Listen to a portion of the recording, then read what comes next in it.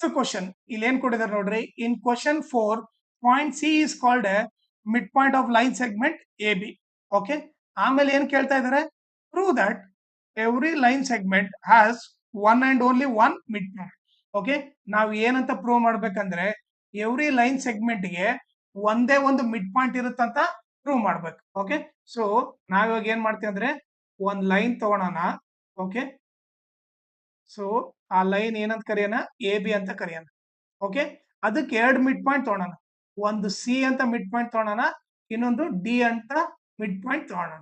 Okay, so ನಾನು ಇವಾಗ ಏನ್ ಮಾಡಿದ್ರೆ ಉಲ್ಟಾ ತಗೊಂಡೆ, ಒಂದ್ ಲೈನಿಗೆ ಎರಡು ಮಿಡ್ ಪಾಯಿಂಟ್ ಇದಾವಂತ ಅನ್ಕೊಳ್ಳೋಣ. ಓಕೆ, ಅಸ್ಯೂಮ್ ಮಾಡೋಣ.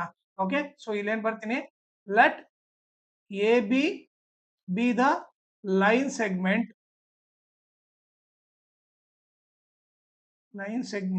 which has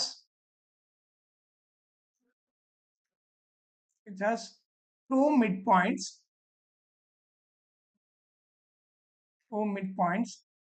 C and D. Okay, so first ಏನು ನಮ್ಗೇನ್ ಬರಿತೀನಿ ನಾನಿಲ್ಲಿ, ಸಿ ಬಂದ್ಬಿಟ್ಟು C is midpoint of A B. ಹೌದಾ, ಸೊ ಡಿ ಕೂಡ mid point of A B. First C ತಗೊಂತೀನಿ.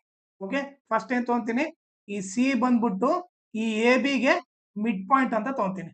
Okay, ಈಗ ನೀವೇ ನೋಡ್ರಿ. ಓಕೆ, ಈ ಸಿ ಮಿಡ್ ಪಾಯಿಂಟ್ ಇದ್ರೆ ಅವಾಗ ನಾನು ಏನ್ ಬರಿಬೋದಂದ್ರೆ ಈ ಎ ಸಿ ಬಂದ್ಬಿಟ್ಟು ಎ ಬಿ ಅಲ್ಲಿ ಅರ್ಧ ಅಂತ ಬರಿಬೋದು. ಓಕೆ, ಎ ಬಿ ಅಲ್ಲಿ ಅರ್ಧ ಏನು, ಎ ಸಿ ಅಂತ ಬರಿಬೋದು. ಸೊ ನಾನು ಅವಾಗ ಏನ್ ಬರಿಬೋದು, A C is equal to half of A B ಅಂತ ಬರಿಬೋದು. ಓಕೆ, ಇದು ಈಕ್ವೇಶನ್ 1.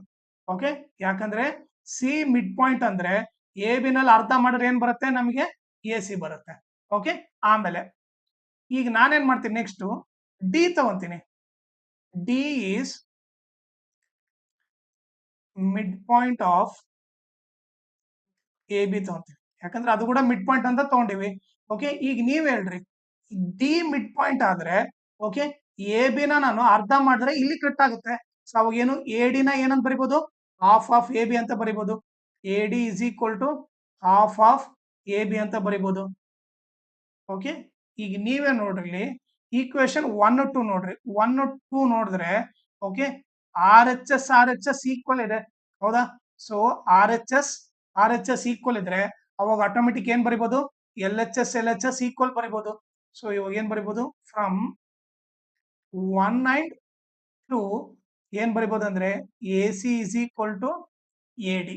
ಓಕೆ, ಸೊ ಇವಾಗ ನಮ್ಗೆ ಏನ್ ಗೊತ್ತಾಯ್ತು, A C is equal to A D ಅಂದ್ರೆ ಎ ಸಿ ಎಷ್ಟಿರ್ತತೋ ಎ ಡಿ ಕೂಡ ಅಷ್ಟೇ ಇರ್ಬೇಕಂದ್ರೆ. ಓಕೆ, ಸೊ ಏನು, ಎ ಸಿ ಎಷ್ಟಿರುತ್ತೋ ಎ ಡಿ ಕೂಡ ಅಷ್ಟೇ ಇರ್ಬೇಕಂತೆ. ಓಕೆ, ಇದು ಪಾಸಿಬಲ್ ಆಗ್ಬೇಕಂದ್ರೆ ಅವಾಗ ಏನು, ಈ ಸಿ ಪಾಯಿಂಟ್ ಮೇಲೆ ಡಿ ಕೂಡ ಬರ್ಬೇಕು. ಓಕೆ, ನಾವು ತಗೊಂಡಿರೋದು ಈ ಡಿ ಪಾಯಿಂಟ್ ಬಂದ್ಬಿಟ್ಟು ರಾಂಗು, ಅಲ್ಲಲ್ಲ, ಎಲ್ಲಿ ಬರುತ್ತೆ, ಈ ಸಿ ಪಾಯಿಂಟ್ ಹತ್ರನೇ ಬರುತ್ತೆ. ಓಕೆ, ಈಗ ನೀವು ನೋಡಿದ್ರೆ ಓಕೆ, ನಾವು ಸಪರೇಟ್ ಲೆಟರ್ ತಗೊಂಡಿವಿ ಸಿ ಮತ್ತೆ D, but point midpoint ಮಾತ್ರ ಏನ್ ಬಂತು, ಒಂದೇ ಬಂತು. ಓಕೆ, ಸೊ ಅದರಿಂದ ನಾವೇನ್ ಬರಿಬಹುದು, okay, A C is equal to A D equal ಬರ್ಬೇಕಂದ್ರೆ okay, this is possible only. Okay, ಈ ಕಡೆ ಬರಿತೀನಿ ನಾನು, ಇದು ಯಾವಾಗ possible, this only possible when C and D coincide. Okay, C and D point ಒಬ್ಬರ ಮೇಲೆ ಒಬ್ಬರು ಕೂತ್ಕೊಂಡಾಗ ಅವಾಗ ಮಾತ್ರ ಪಾಸಿಬಲ್. ಸೊ ಇಲ್ಲಿ ಬಂದ್ಬಿಡ್ತು ಅಂದ್ರೆ ನಾವು ಈ ಡಿ ಪಾಯಿಂಟ್ ಇಲ್ಲಿ ಬರಬಾರ್ದು, ಇಲ್ಲಿ ಬರ್ಬೇಕಂತ ಗೊತ್ತಾಯ್ತು. A C is equal to A D ಅಂದ್ರೆ ಇವರಿಬ್ರು ಒಂದೇ ಪಾಯಿಂಟ್ ಮೇಲೆ ಬರ್ಬೇಕಂತ ಗೊತ್ತಾಯ್ತು. ಓಕೆ, ಸೊ ಅವಾಗ ಏನಂದ್ರೆ ಎ ಬಿ ಲೈನ್ಗೆ ಒಂದೇ ಒಂದ್ midpoint. Okay, so prove ಮಾಡಿರ್ತಾನೆ. ಸೊ ಅವಾಗ ಏನ್ ಬರಿಬಹುದು ನಾವು, ದೇರ್ ಫೋರ್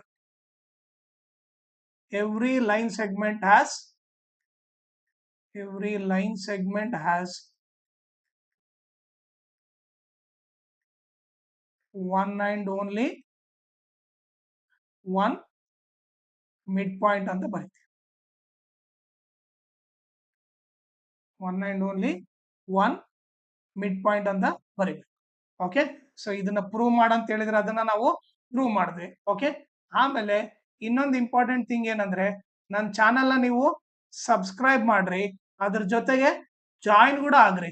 ಓಕೆ, ಜಾಯಿನ್ ಆಗೋದು ಇಂಪಾರ್ಟೆಂಟು, ಯಾಕಂದ್ರೆ ನಿಮ್ಗೆ ಎಕ್ಸಾಮ್ ಟೈಮ್ ಅಲ್ಲಿ ಇಂಪಾರ್ಟೆಂಟ್ ಕ್ವಶನ್ಸ್, ಓಕೆ, ಇಲ್ಲಾಂದ್ರೆ ಇದ್ರ ಬೇಸಿಕ್ಸ್ ಯಾವ ತರ ಮಾಡ್ಬೇಕಂತೆಲ್ಲ ನಿಮ್ಗೆ ಈಸಿಯಾಗಿ ಹೇಳ್ಕೊಡುತ್ತೆ ಇದ್ರಲ್ಲಿ. ಸೊ ಅದಕ್ಕೋಸ್ಕರ ನಮ್ ಮೆಂಬರ್ಶಿಪ್ ನ ಜಾಯ್ನ್ ಆಗ್ರಿ. ಆಮೇಲೆ ನನ್ನ ಚಾನೆಲ್ ನ ಮ್ಯಾಕ್ಸಿಮಮ್ ಶೇರ್ ಮಾಡ್ರಿ, ಸೋ ದಟ್ ನಿಮ್ ಫ್ರೆಂಡ್ಸಿಗೆ ಎಲ್ಲರಿಗೂ ಹೆಲ್ಪ್ ಆಗುತ್ತೆ. ಆಮೇಲೆ ಈ ವಿಡಿಯೋ ಡಿಸ್ಕ್ರಿಪ್ಷನ್ ಅಲ್ಲಿ ನಾನು Instagram channel link, Telegram channel link, ಆಮೇಲೆ Euclid geometry full lesson link ಹಾಕಿರ್ತೀನಿ. ಅದನ್ನ ನೀವು ರೆಫರ್ ಮಾಡಿ. ಆಮೇಲೆ ನಿಮ್ಗೆ ಏನಾದ್ರೂ ಡೌಟ್ ಬಂದ್ರೆ, ಏನಾದ್ರೂ ಅಪ್ಡೇಟ್ ಬೇಕಂದ್ರೆ ನಾನು ಇನ್ಸ್ಟಾಗ್ರಾಮ್ ಇಲ್ಲ ಟೆಲಿಗ್ರಾಮ್ ಚಾನಲ್ಗೆ ನೀವು ಮೆಸೇಜ್ ಮಾಡ್ಬಿಟ್ಟು ನೀವು ಕೇಳ್ಬೋದು. ಓಕೆ.